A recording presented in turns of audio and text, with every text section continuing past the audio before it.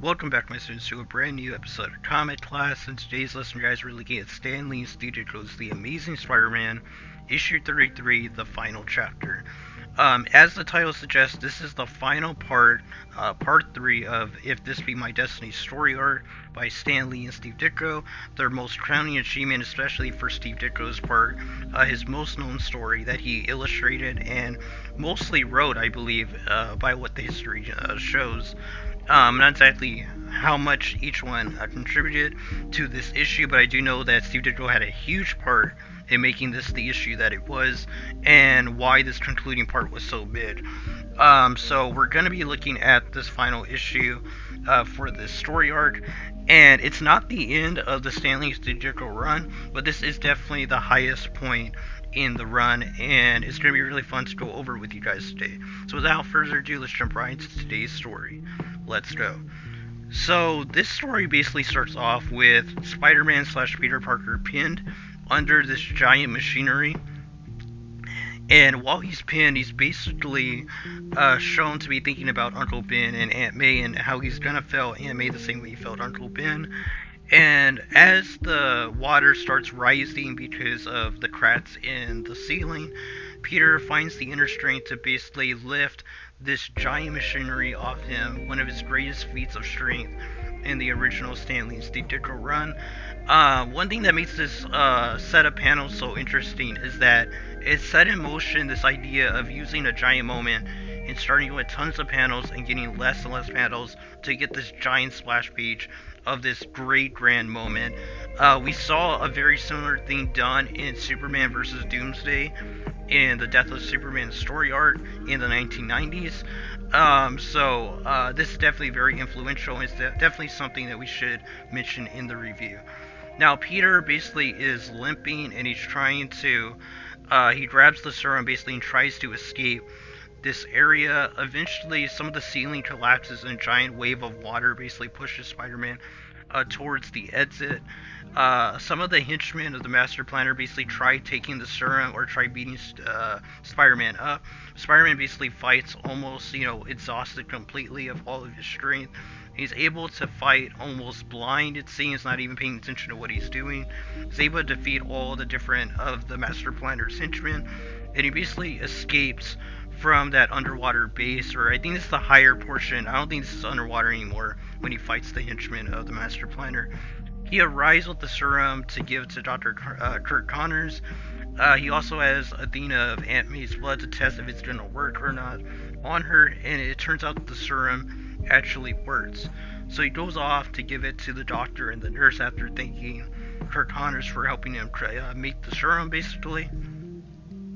And after giving it to Aunt May, it seems like she's going to be fine. So Peter goes off, and after, thanking the doctors and all of them for all their work and the nurses, he basically goes and takes some pictures of the Master Planner's henchmen. He goes to take them to J. Jonah Jameson to get some money. And like I say, he just takes different pictures of the henchmen, as well as talking to Foswell about everything that occurred at that night. And when he goes to the Daily Bugle to basically cash in on the pictures, he basically talks to Betty Brant and tells her that he's not going to give up on, living his dangerous life and taking these pictures, because that's his job. And this makes Betty have some PTSD, basically thinking about her brother and how he got killed because he wouldn't stop living a dangerous life. And this just proves to Peter that there's no way he could ever really be with Betty Brant, because he's always going to have to be Spider-Man, despite, what she might say and what she might think. So he basically lets her leave, crying and all that, asking why he craves action and stuff like that. So he goes off, he talks to J. Jonah Jameson, and he goes and sells him the pictures and says that he needs more money than usual so he can pay for Aunt May's medical bills. And J. Jonah Jameson doesn't allow Peter to take these to different news people, which is a big deal because Spider-Man basically fought against the Master Planner's gain, and it's going to get him some good headlines and a lot of sales. So he basically gives Peter the extra money and writes it off as him being nice and trying to help his aunt basically pay her medical bills. And it's a really cool scene. And eventually, we get to see that the doctor basically talks to Peter and wants to check him over just of him having some scars and some bandages on his face. And he just tells Peter to basically take some rest once he gets home. And Peter says he will after he knows his aunt's okay. And when he goes to see Aunt May, he basically is able to talk to her and basically see that she's doing better. So he goes off to go back home and get some rest. And that's how the issue ends, with the doctor basically saying he wishes more people would be like Peter and not be so dangerous like Spider-Man. Dangerous and mysterious like Spider-Man. Which is funny because Peter is Spider-Man. And that's how the issue ends and concludes the 3-part story arc of If This Be My Destiny. It seems like the next issue will focus on the return of Kraven the Hunter, so that should be fun. And yeah, that was Stan Lee and Ditko's The Amazing Spider-Man issue 33, the final chapter. This concluded the If This Be My Destiny story arc by Stan Lee and Ditko. Overall, very good. A highly praised chapter in the Spider-Man legacy. Definitely deserves that praise. It's a very well-made story arc, and has the most iconic Spider-Man moment probably of all time, with him lifting the giant machinery off of himself. Overall, I recommend you go check out this story arc for yourself if you haven't ever read it.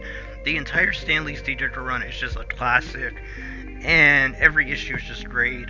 They really were on a different level when Stan Lee and Ditko both worked together. They both brought a lot to the table, and I think this was their greatest crowning achievement in storytelling and in artwork. Everything just worked perfectly, and I don't think anyone other than Ditko could have really made this chapter, this issue, what it was, basically. The way he drew the whole scene with the machinery, the way he used the panel layouts to finally get to the point, where he's using less panels to do a giant splash page showing Peter lifting the giant machinery was just fantastic. It's definitely the most iconic Spider-Man moment of all time. And yeah, in the comics at least. I should say the most iconic Spider-Man comic scene of all time. But the only thing coming close probably being Spider-Man trying to save Gwen Stacy from falling off of the bridge, the Manhattan Bridge or something, or New York Bridge. I don't know which one it was.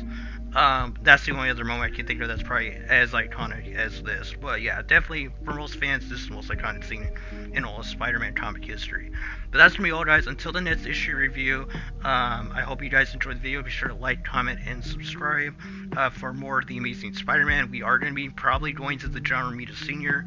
Run after we finish this, so if you've never checked out that run, you will be checking it out with me, as I've never read it either, and I'm going to be dropping those issue reviews as I'm reading them.